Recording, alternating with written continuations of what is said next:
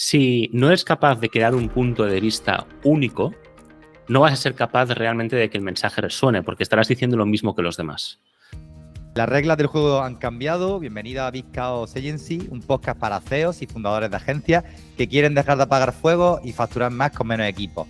En estas charlas tenemos como reto compartir de forma muy filtrada pues, hacks, aprendizajes de gente que ha dejado de perder el tiempo en chorradas y que ahora sí están centrados en escalar su agencia.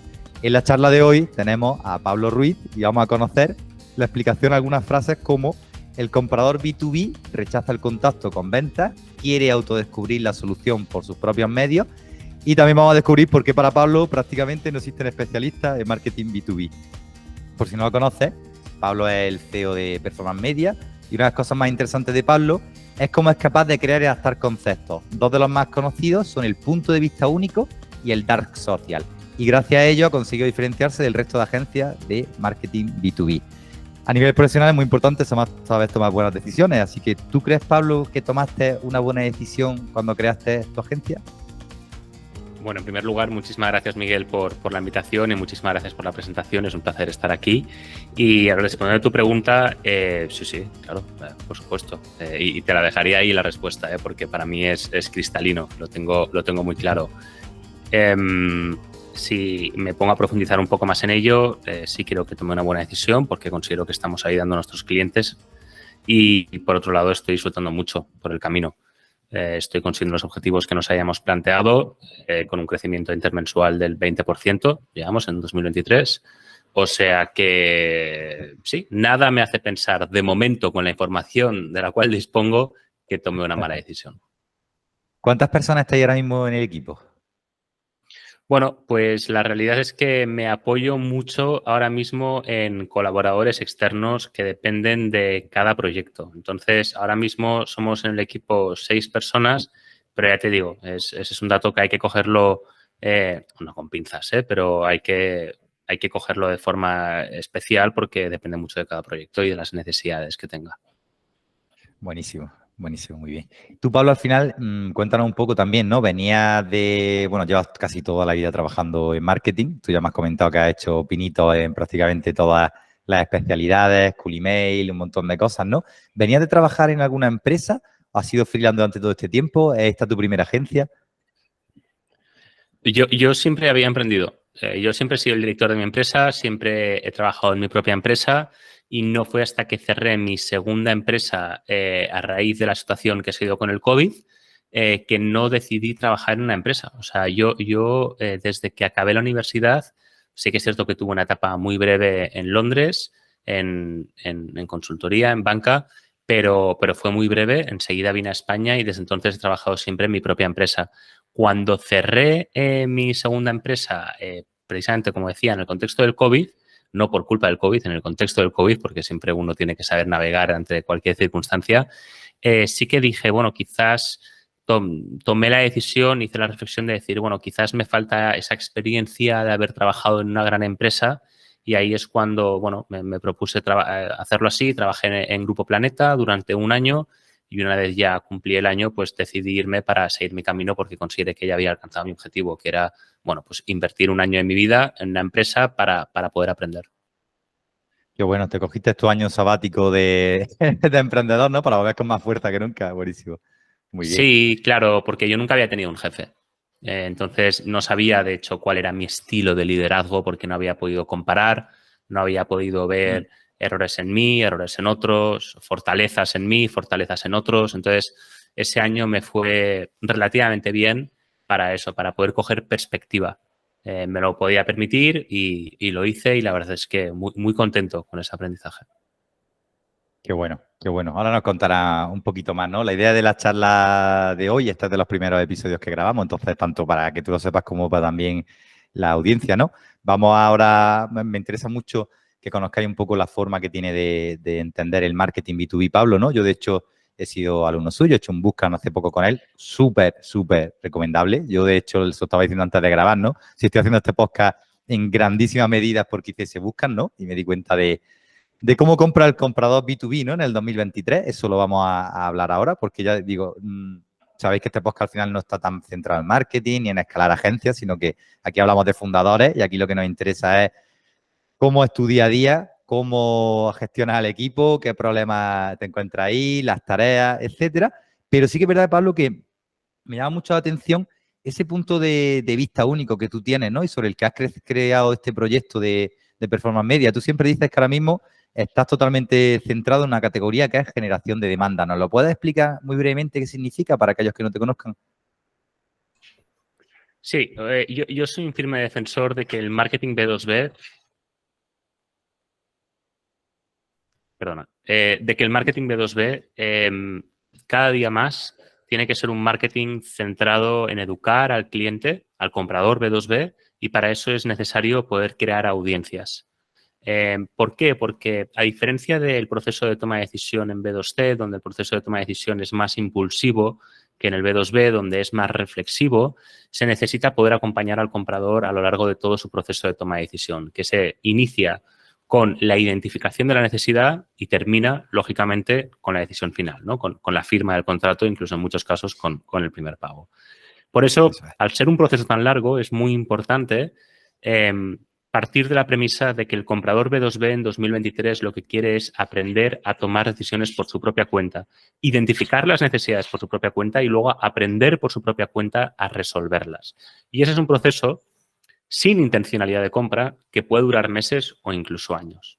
Entonces, la clave, por tanto, del marketing B2B realmente efectivo consiste precisamente en poder acompañar al comprador durante todo ese proceso de aprendizaje que va a suceder en el dark social, es decir, en lugares no atribuibles, como pueden ser redes sociales como LinkedIn, foros como Reddit, Quora o cualquier otro que se te ocurra, un grupo en LinkedIn, cualquier tipo de comunidad, como un grupo en Slack abierto, cerrado, me da igual, o un grupo también abierto de un alumni, por ejemplo, podcast, como puede ser este, etcétera, etcétera, etcétera. Entonces, para poder precisamente acompañar al comprador durante todo su proceso de aprendizaje en el dark social, es importante poder crear contenidos que no solamente encuentren un equilibrio perfecto entre aquello que el comprador B2B quiere escuchar, pero también de lo que tú quieres hablar. Normalmente, en la mayoría de casos, los contenidos que veo en LinkedIn, podcast, en cualquier lugar del dark social, se inclinan por un extremo o el otro. O hablo solamente de mí o hablo solamente de lo que al comprador le interesa, pero no consiguen encontrar ese equilibrio. Y cuando se encuentra ese equilibrio, lo que necesitas para que el comprador te acompañe a ti durante todo ese proceso de aprendizaje es que los contenidos le resuenen, encontrando ese equilibrio. Porque no basta únicamente con crear un contenido que ha funcionado, sino lo que necesitas es crear contenidos que todos los días acompañan a tus compradores. Así es como se crea una audiencia. Una publicación en LinkedIn, por poner un ejemplo fácil con más de 1000 interacciones, no responde, no es una estrategia de contenidos que esté funcionando, no crea audiencias, que es a lo que quiero llegar. Lo que sí crea audiencias son contenidos que de forma consistente, de forma regular, son capaces de resonar entre un mismo público y así es como se crean audiencias. Y así es como se consigue evangelizar audiencias y que acuden a ti cuando están listos para comprar. ¿Por qué explico todo esto? Porque al final, si no eres capaz de crear un punto de vista único, no vas a ser capaz realmente de que el mensaje resuene, porque estarás diciendo lo mismo que los demás.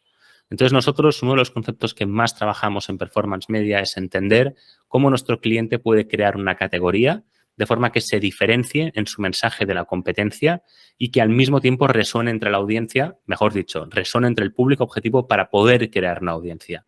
Si hoy en día en marketing B2B no tienes una audiencia a la que te puedas dirigir, lo tienes muy mal, porque significa que dependes única y exclusivamente del performance puro, de llamadas en frío, mensajes en frío, campañas de generación de leads, y eso cada día es menos rentable.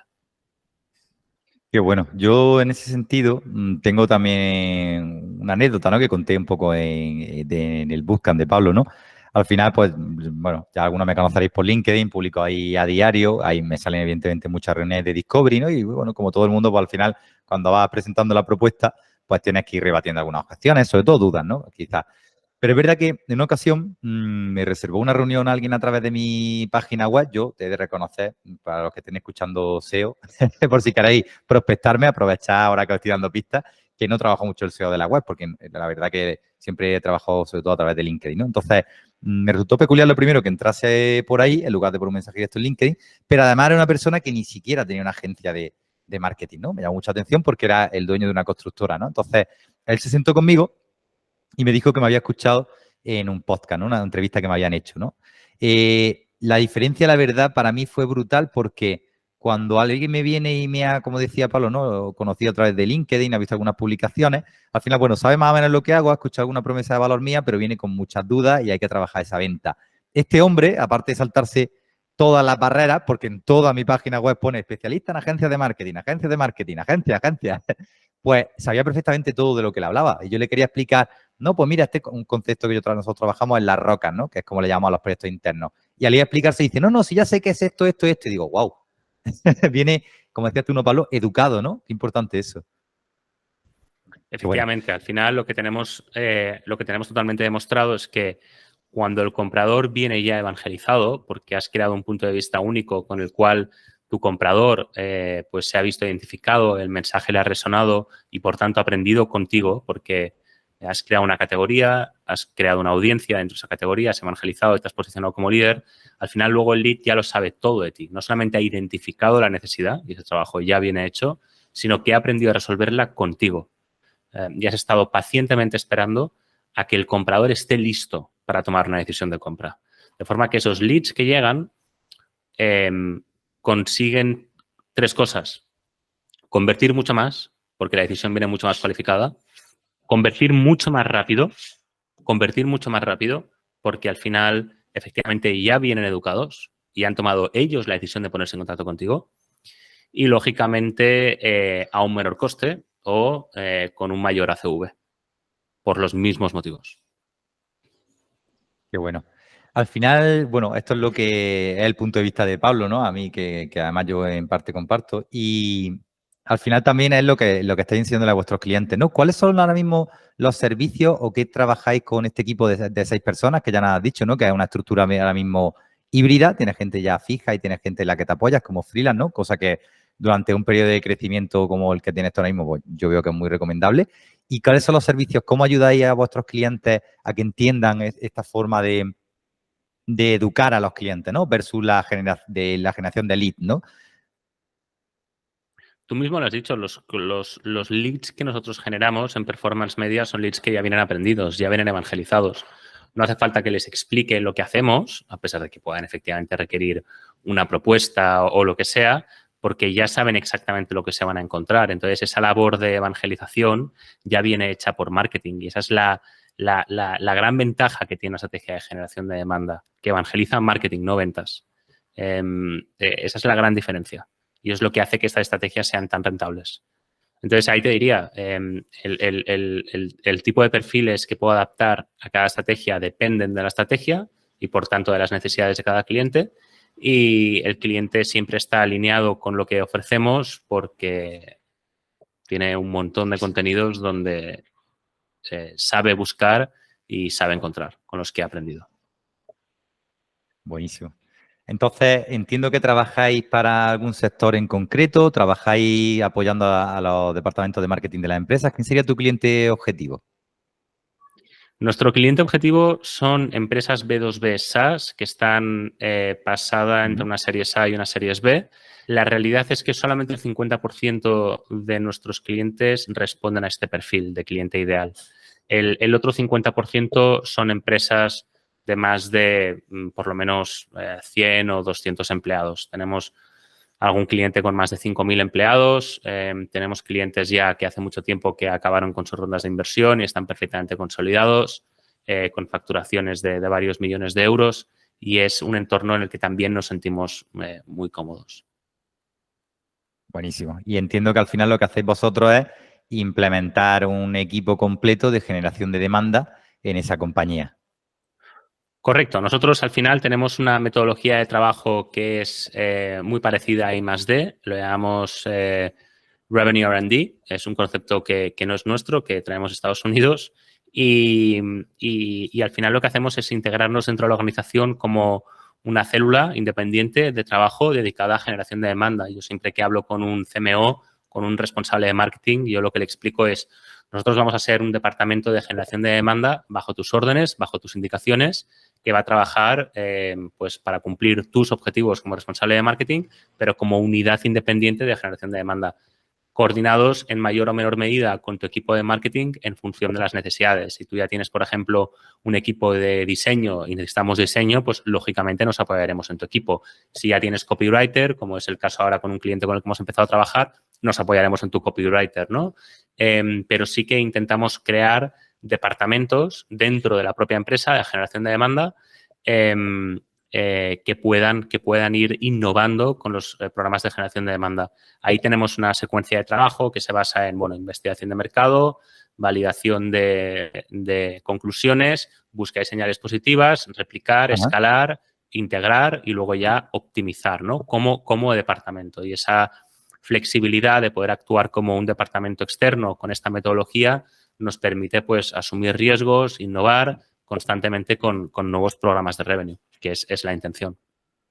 Buenísimo. A mí, yo me lo llevo ya un poco a lo mío y se me ponen un poco los pelos de punta, ¿no? Veo la complicación que debe de tener el hecho de hacer, mucha gente le llama un implant, ¿no? De coger, tú tienes tu equipo de 6 personas, entiendo que llega a esta empresa que nos describías de 100 trabajadores y que directamente, pues, tienes diferentes profesionales, todo lo que conlleva la generación de demanda, supongo que, bueno, ya vamos a hablar en alguna ocasión, ¿no? Un copywriter, alguien que haga edición de los vídeos, el podcast, todo lo necesario, ¿no? Entonces, me da un poco de vértigo a mí porque veo la dificultad en entrar en una compañía y adaptarte un poco a sus marcos de trabajo y a su cultura, ¿no? Porque yo que me dedico a esto de la gestión de equipos, veo que al final cada casa es única, en cada casa hay unas normas distintas, ¿no? ¿Cómo trabajáis esto, Pablo? ¿Cómo hacéis para que la comunicación sea buena, para que al final, también entiendo que habrá, cada uno tendrá una herramienta? ¿Cómo lograr gestionar esto a nivel de equipo? A ver, nosotros no hemos encontrado grandes problemas con esto. Sí que nos hemos encontrado a lo mejor con alguna cultura de empresa que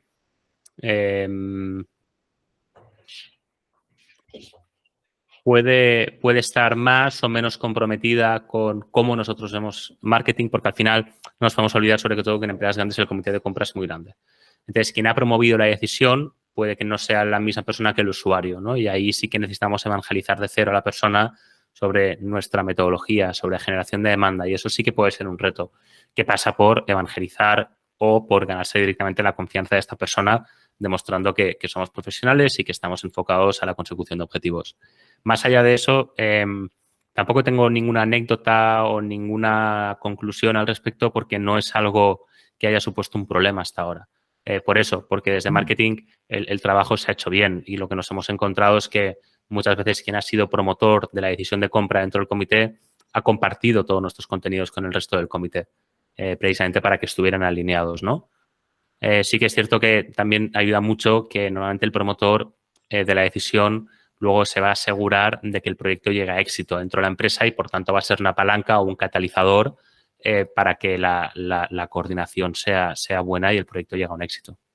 Eso es muy interesante lo que estás diciendo porque entonces lo que podríamos extraer de aquí es que el hecho de permitir que ese lead se eduque contigo durante un periodo de largo de tiempo, ya nos ha dicho Pablo, por ejemplo, pongamos de nuevo el ejemplo que estamos viviendo ahora mismo, un podcast, ¿no? Personas que podáis estar ahora escuchándonos a Pablo y a mí, ¿no? Viendo un poco cómo opinamos, tal.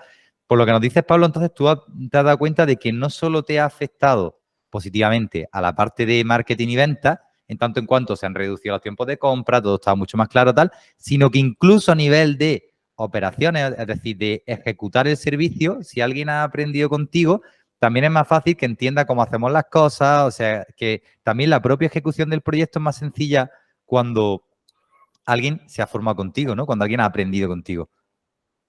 Claro, evidentemente. O sea, a ver, el problema es que estamos acostumbrados a lead generation en el mejor de los casos.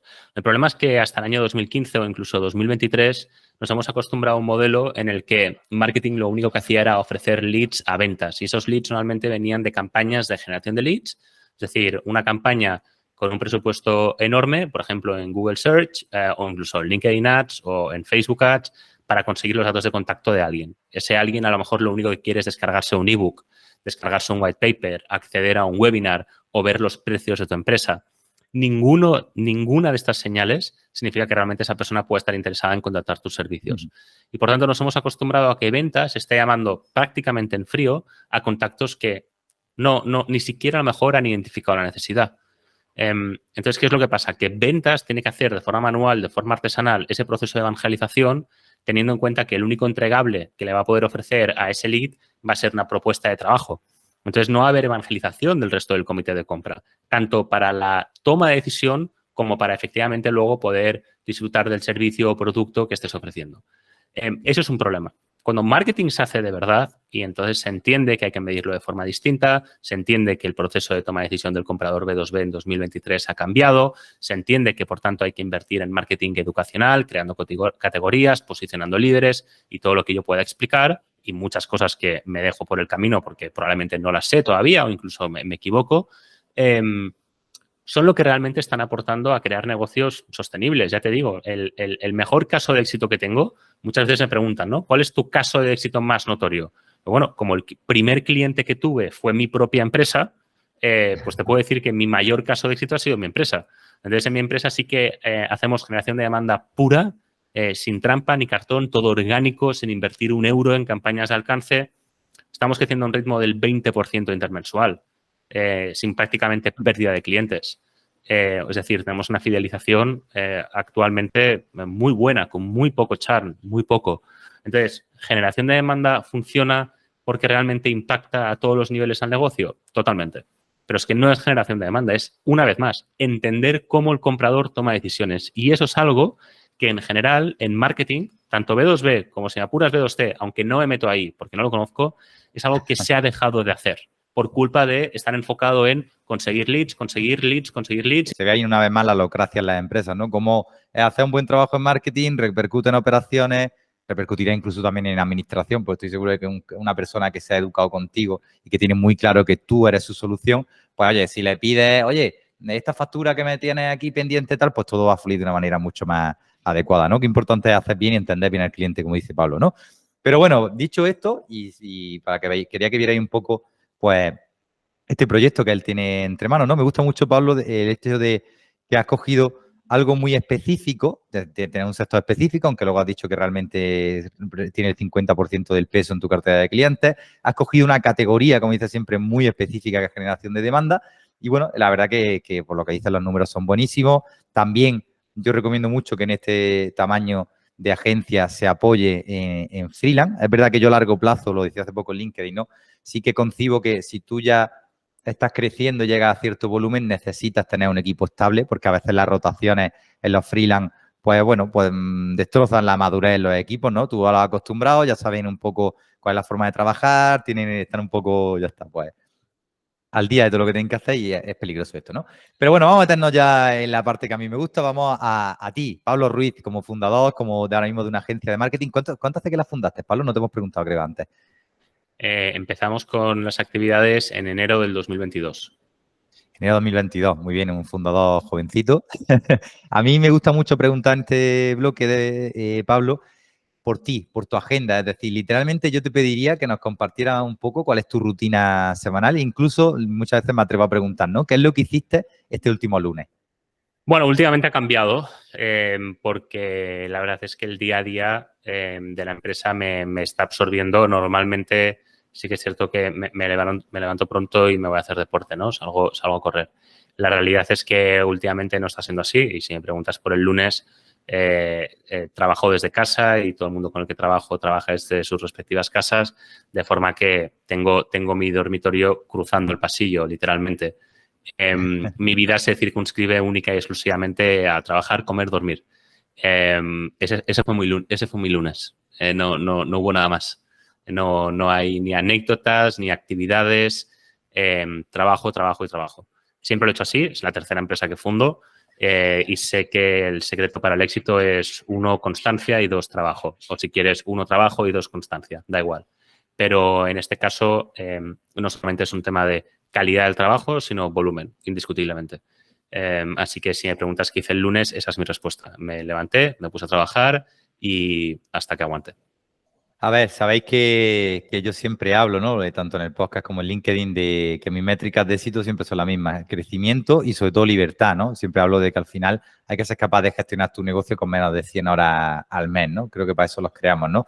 Pero claro, esto nos puede llevar a pensar en que implementando sistemas o haciendo cosas, pues podemos saltarnos esta fase en la que nos habla Pablo, ¿no? Al final un negocio que está creciendo, por bien o por desgracia, un fundador tiene que, que dar el callo, ¿no? Tiene que esforzarse, ¿no? Esto es así. Depende del objetivo que tengas. Depende del objetivo que tengas. Es decir, si lo que quieres es libertad, fenomenal. Yo no quiero libertad.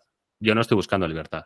Yo estoy buscando que mi empresa se posicione como una empresa líder en España y Latinoamérica del marketing B2B y es algo que estamos consiguiendo. Eso no pasa por darme a mí libertad. Lo importante no es mi tiempo libre. Sí que es cierto que los fines de semana desconecto. Tengo una capacidad para desconectar espectacular, porque como ya es la tercera empresa que fundo, lo he pasado muy bien, he conseguido grandes cosas, pero también lo he pasado muy mal. Y eso me ha enseñado precisamente a saber desconectar, porque si no estaría loco.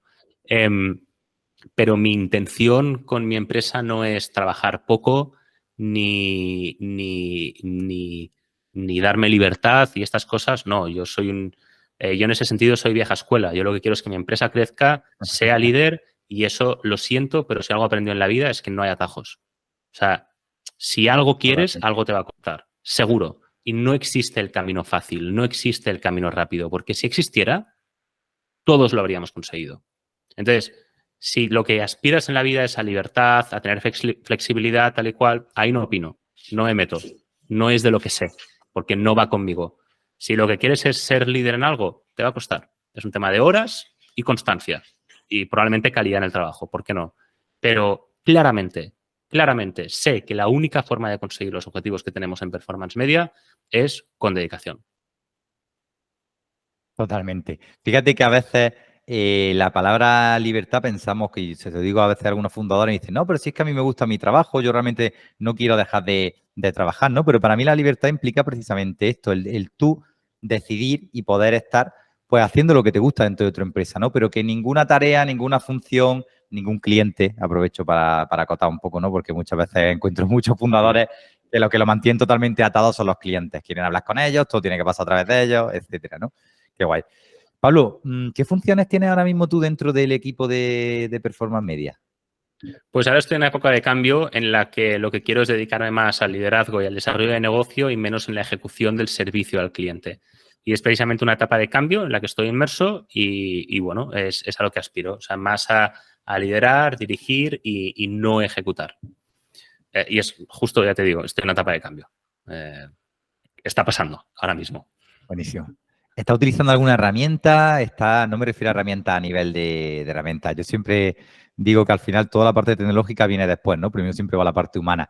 ¿Qué estás probando para poder desligarte un poco más de la ejecución, ¿no? Que es lo que entiendo que nos dices. Yo soy un fiel defensor de que para escalar hay que hacer cosas que no escalen. No me centro en la tecnología, no es una preocupación en mi empresa. La única preocupación que hay es, oye, poder ofrecer el mejor servicio posible a nuestros clientes y no me estoy centrando ahora mismo en la tecnología. Sí que es cierto que en cuanto a herramientas de gestión del proyecto con cada cliente, utilizamos Notion, por ejemplo, y luego podemos utilizar algo de Martech en toda la parte del servicio al cliente en cuanto a herramientas para pues, identificar audiencias, para la distribución de contenidos, pero no nos apoyamos en tecnología de momento para escalar porque no es mi objetivo.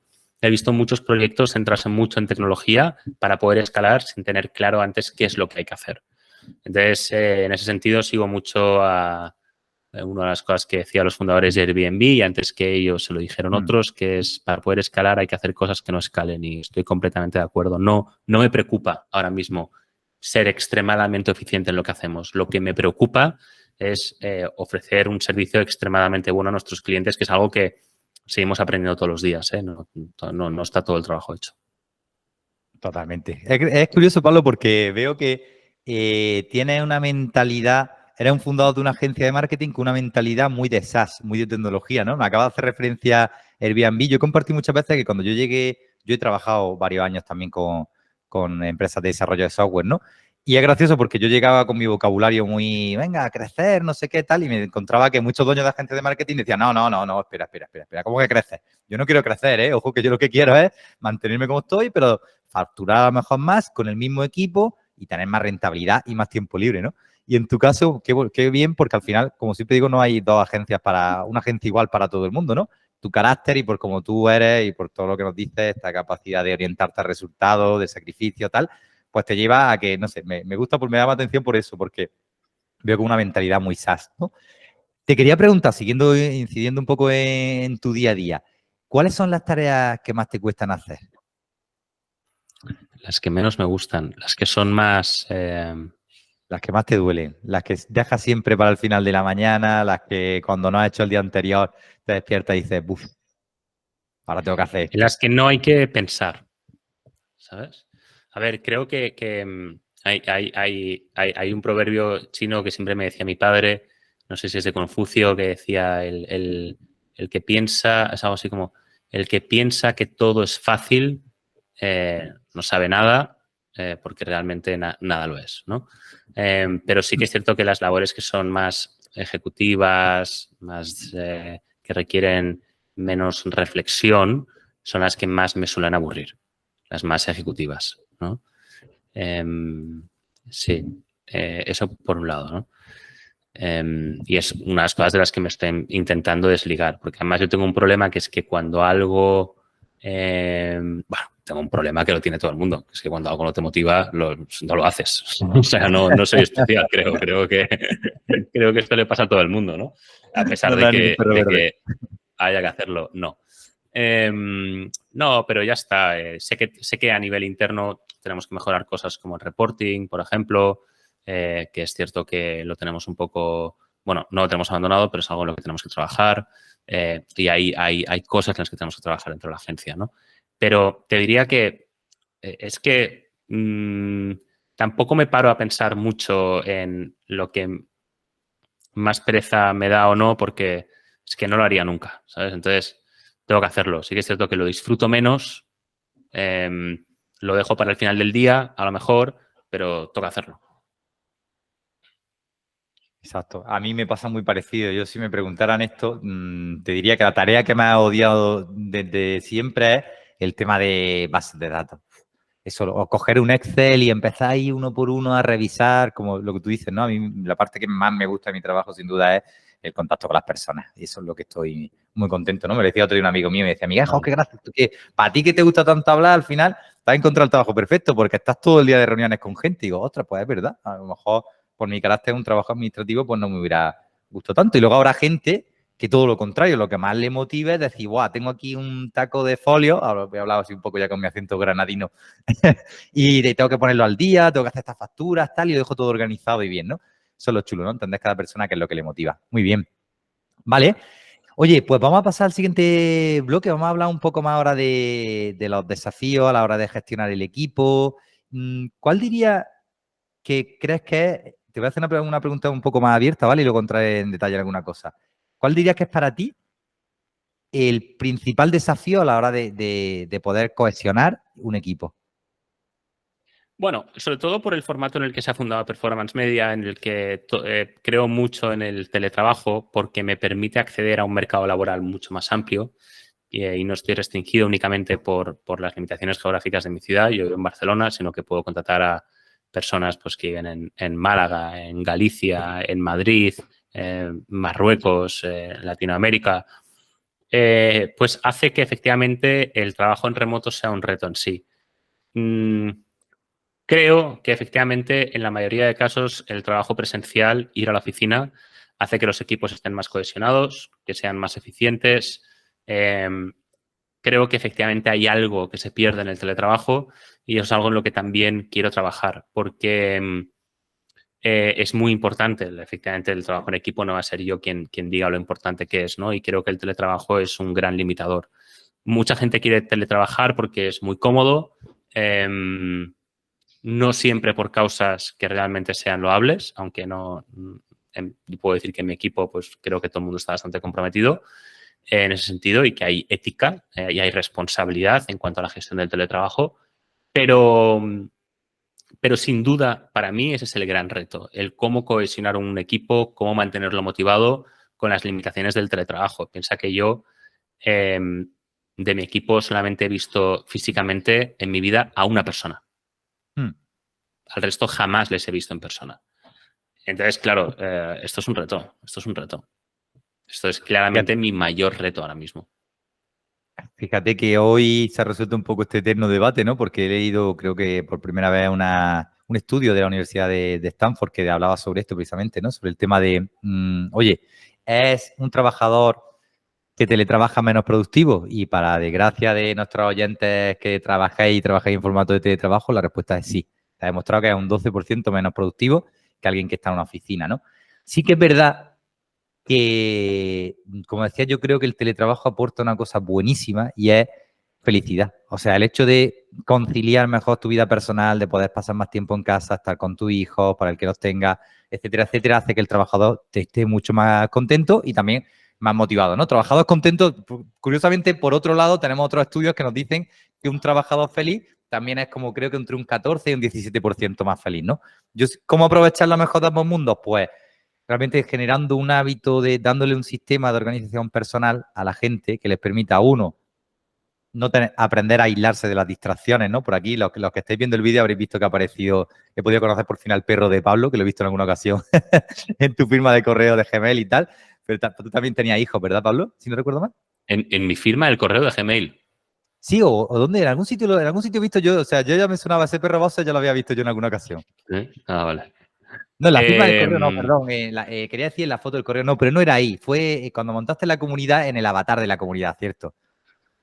Puede ser, no sé. Sí, sí. No, a ver, yo creo que em, em, estoy de acuerdo. O sea, el trabajador feliz probablemente sea más productivo.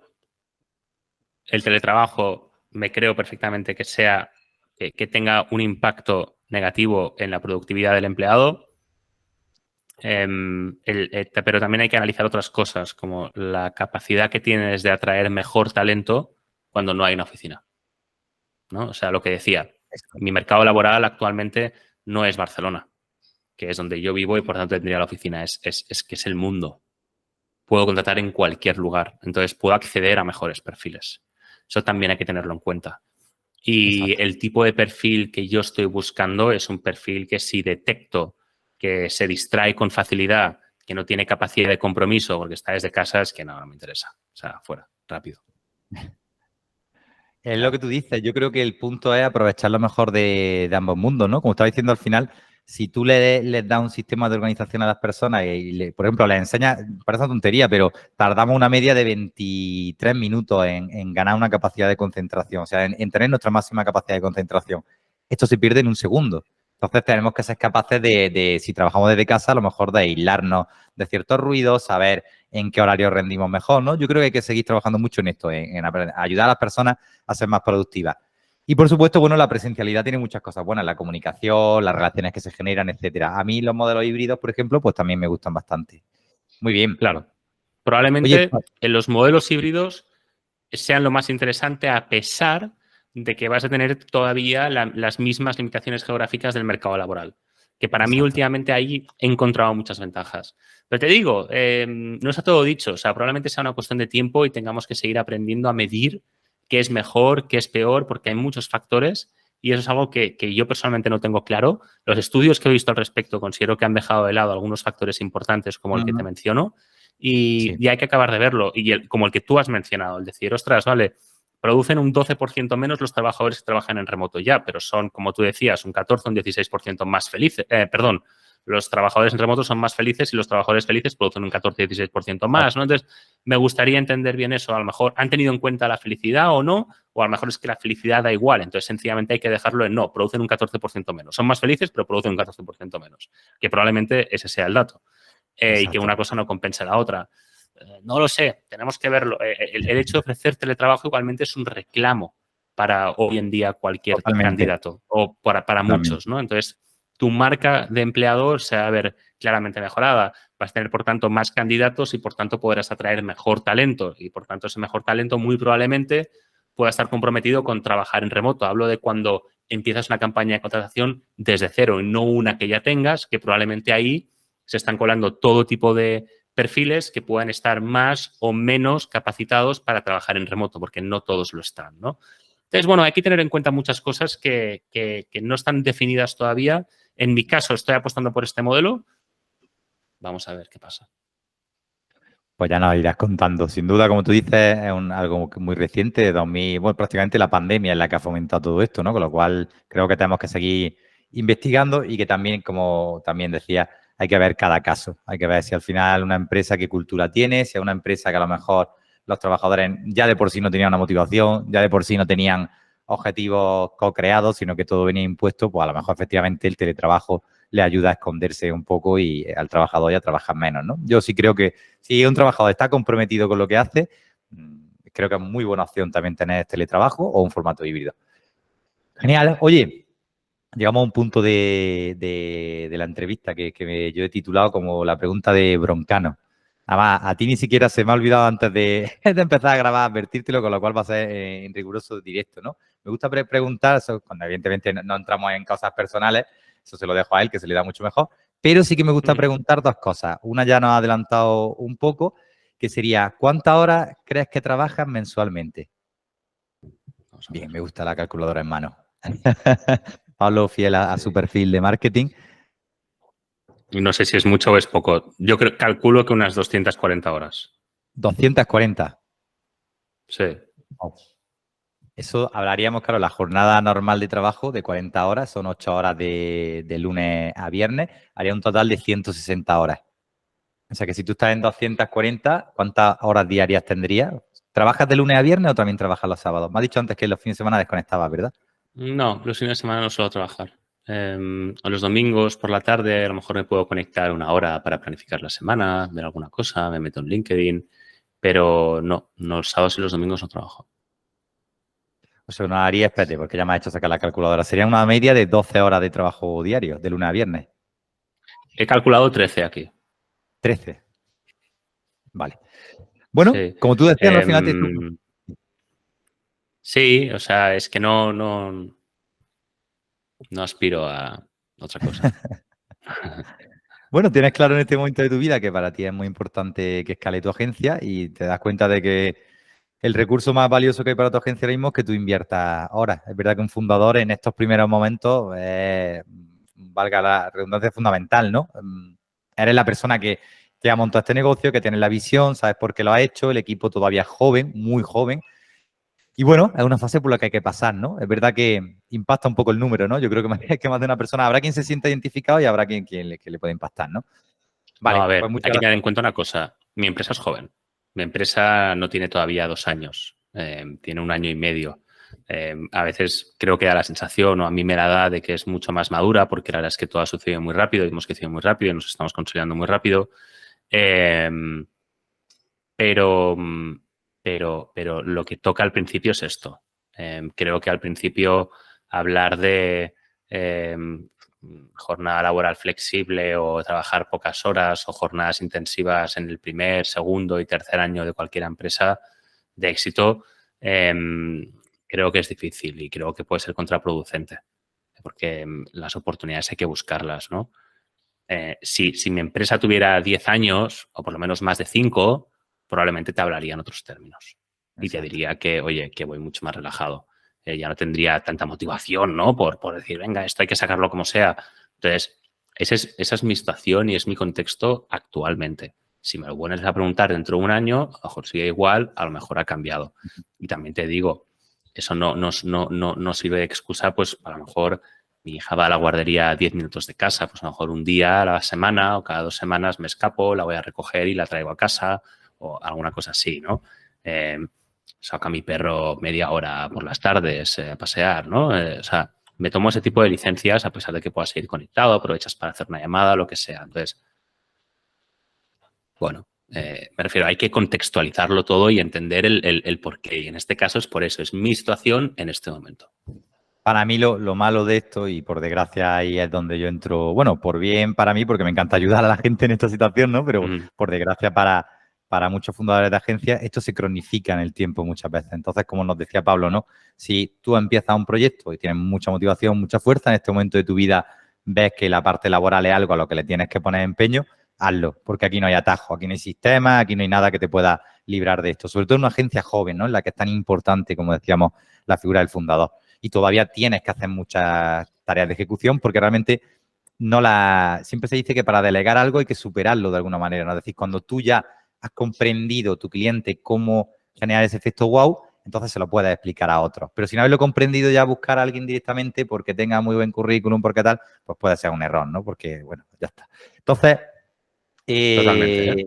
lo que decíamos, yo creo que lo malo de esto es que, por desgracia, hay fundadores que si les preguntara dentro de 10 años seguirían igual y ya no quieren seguir igual. Porque has dicho tú, la motivación no es la misma, pero no han sido capaces porque no tienen la herramienta de ligarse, de tener que trabajar estas 12 horas diarias, ¿no? Que bueno, Pablo, muchas gracias por la claridad. La otra pregunta que hacemos, por un lado hemos dicho cuántas horas trabajas, la otra, si no la quieres contestar, sería la rentabilidad.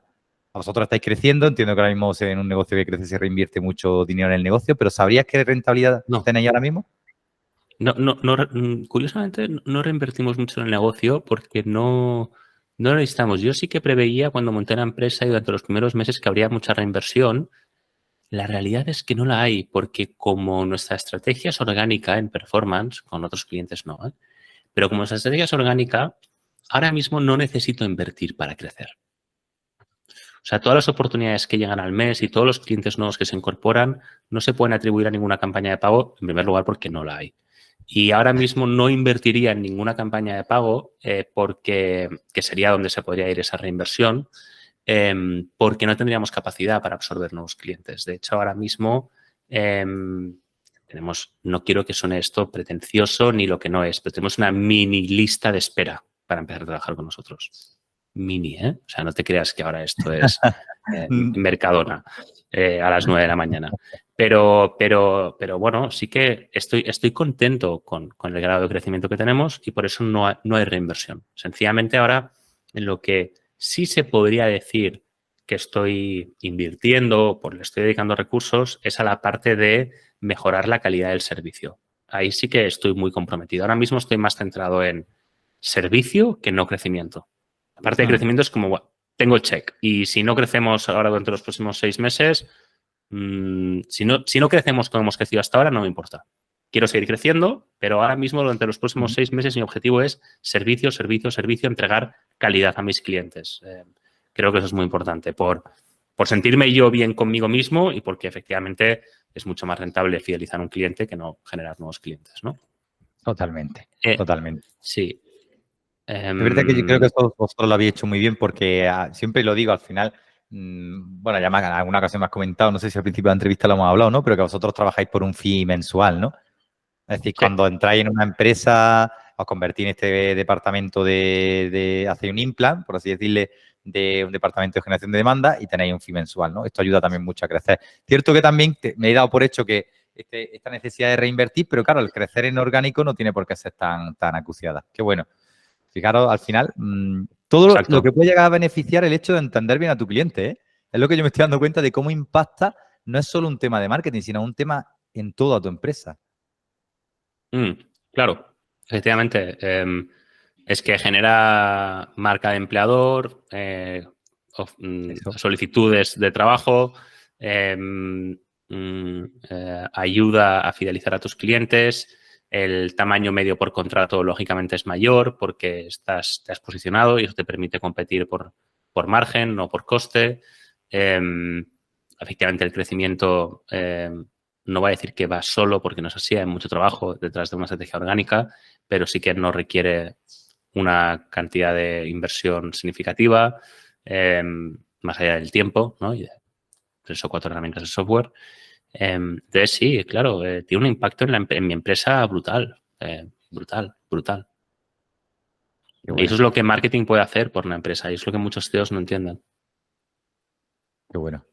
Bueno, pues vamos a ir enfocando, o sea, al final nosotros dividimos en 4 bloques la entrevista, ¿no? El primero es un poco el contexto de por qué fundaste, el segundo ya nos lo has contado tu día a día, te vuelvo a dar las gracias, ¿no? Porque hay que visibilizar. Teníamos, la otra entrevista que hemos hecho, grabado hasta ahora, era con Javi Consuegra y era un poco la otra perspectiva. Él ya había tenido una agencia con muchas personas, tal, y él estaba como en el otro extremo, ¿no? De hecho, la jornada de él era Claro. de 4 horas, ¿no? Y es bueno porque realmente hay que visibilizar que están estas dos opciones, oye, y que están estas dos fases y que los dos os ve felices y os ve contentos con vuestros negocios, ¿no? Que bueno, pero en este último bloque ya lo que me gusta, es decir, ahora hemos hablado de equipo y quiero enfocar también siguientes pasos, ¿no? Es decir, por ejemplo, ¿dónde te ves tú dentro de 3 años? Pablo, no solo a nivel de empresa, sino también tú, el rol dentro de tu agencia. O sea, yo tengo mi plan, por supuesto, que puedo compartir.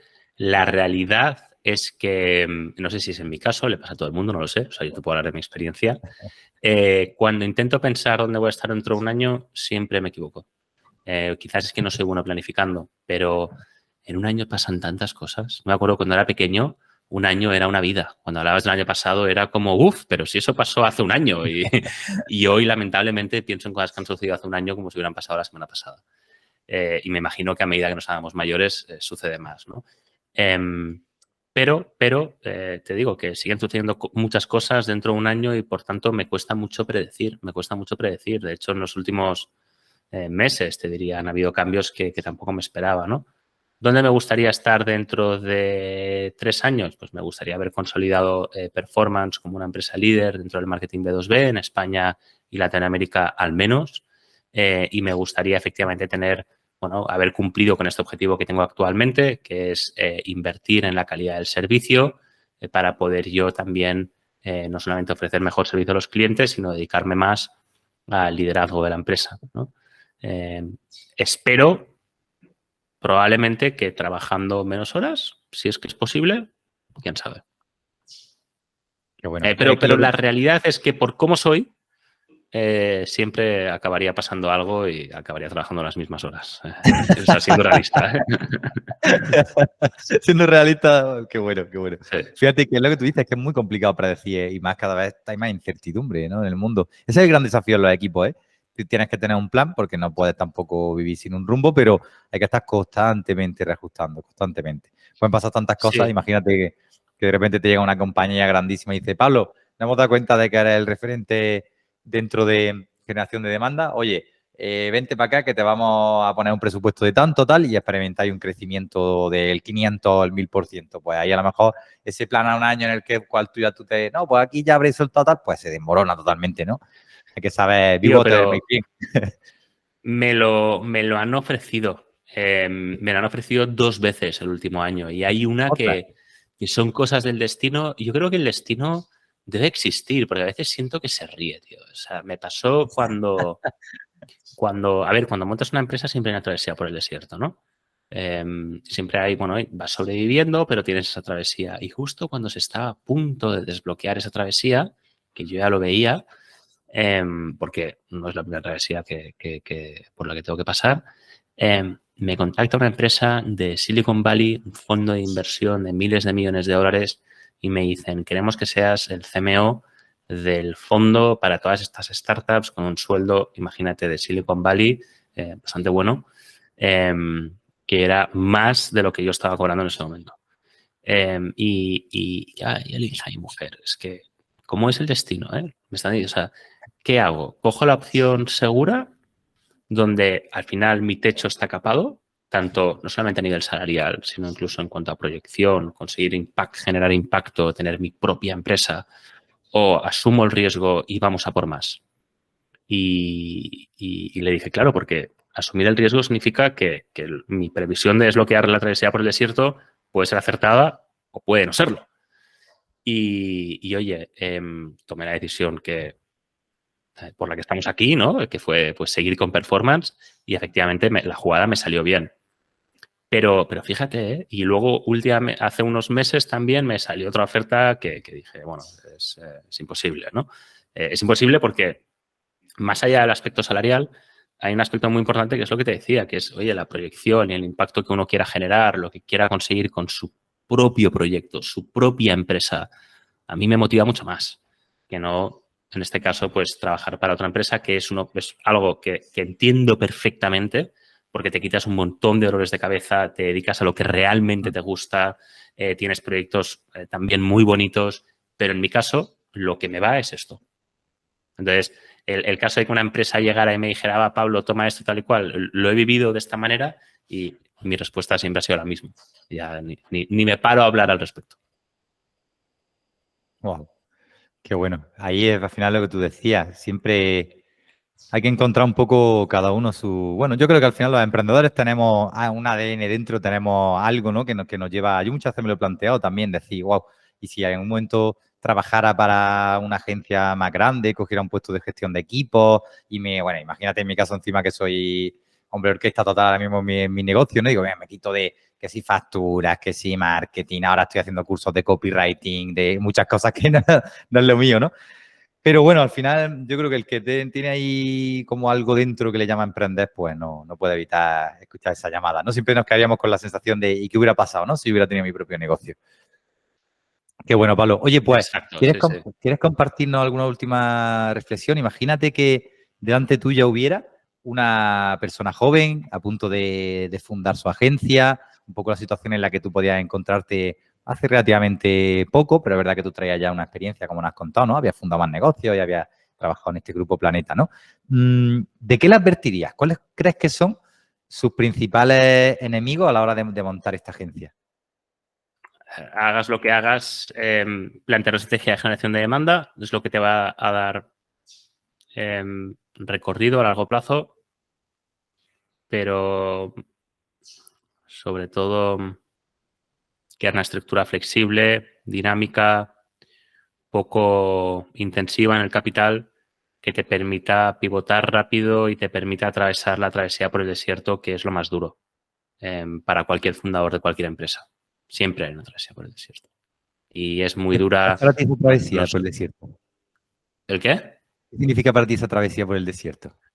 Bueno, esos primeros 6 meses o X tiempo que supone poner en marcha un negocio, que al final, bueno, tienes que invertir en ese negocio y probablemente todavía no tengas clientes o no tengas los suficientes y tienes que esperar a que esos clientes empiezan a trabajar contigo, que al final siempre va a tomar tiempo porque solamente el proceso de toma de decisión va a durar. Entonces, esos X meses no te los va a quitar nadie. Entonces, hay que estar preparado entendiendo que los clientes no van a llegar tan pronto como a lo mejor quieres o piensas y que luego una vez lleguen vas a tener que pivotar rápido, vas a tener que tomar decisiones y por tanto tienes que haber creado una organización lo más flexible posible para poder adaptarse a las nuevas circunstancias. Eso es, genial. Bueno, pues Pablo Ruiz, pues aprovecho para darte de nuevo las gracias por estar por aquí. De verdad que ha sido un placer. Me ha gustado mucho también tener esta charla contigo porque me ha ayudado también ya mira que nosotros hemos tenido ya reuniones, como he dicho yo, he participado en este Bootcamp de Pablo, que por cierto, lanzáis dentro de poco una nueva edición del Bootcamp. En noviembre, a finales de noviembre, sacamos una edición del Bootcamp, correcto. Muy bien, pues para todos aquellos que queráis estos beneficios de la generación de demanda, Pablo Ruiz, lo tenéis en LinkedIn, es un crack, seguidle porque a mí de verdad que me gustan un montón sus publicaciones. Y darte las gracias, Pablo, porque me ha gustado mucho conocer esta parte humana tuya, también ver cómo estás afrontando ahora mismo tu negocio. Creo que es un punto súper interesante para que también aquellas personas que a lo mejor estén en esa misma situación digan, wow, pues no soy el único que trabaja 12 horas, ¿no? Por lo visto no hay atajos en el camino del éxito, ¿no? Así que lo dicho, te agradezco un montón. Como te decía, grandísima parte del hecho de que estés haciendo un podcast es gracias a ti y te agradezco un montón que hayas estado en esta entrevista, que nos hayas abierto tanto tu vida personal como las métricas de tu empresa y nada, y agradecerte todo esto. Me alegro mucho, Miguel. De verdad que ha sido un placer, un honor estar entre los primeros invitados de tu podcast. Me gusta mucho ver cómo estás avanzando, cómo estás evolucionando, empezando con tu podcast. La verdad es que enhorabuena, porque en mi caso, ya te digo, el 90% de mi facturación viene a través de mi podcast, siempre lo digo y creo que es una gran cosa. O sea que, nada, te deseo mucha suerte, que espero que no la necesites con esta nueva aventura y seguimos en contacto. Muchas gracias, ha sido un placer, he disfrutado mucho. Estupendo, pues muy bien, pues aquí tenéis a Pablo Ruiz, fundador de esta agencia Performance Media, que como habréis visto, pues al final su filosofía siempre es la de apoyarse totalmente en la generación de demanda. Esto es lo que le ha permitido crecer con estas métricas tan buenas. Y nada, pues para todos aquellos que también estáis lanzando vuestra agencia y sobre todo para que los que la tengáis consolidada, como ya sabéis, si queréis implementar un sistema de gestión de equipos, podéis contactar conmigo, miguelvillamil.com y sobre todo pues ver vuestro caso concreto porque como yo creo que hemos también aprendido estas dos entrevistas, no hay una misma situación para dos fundadores, no hay dos agencias iguales y es importante también llegar a ese punto en el que realmente pues, uno pueda trabajar a gusto y motivado. Así que hasta aquí el episodio de hoy. Muchísimas gracias a todos los que habéis estado aquí escuchándonos y nos vemos dentro de muy poco. Chao.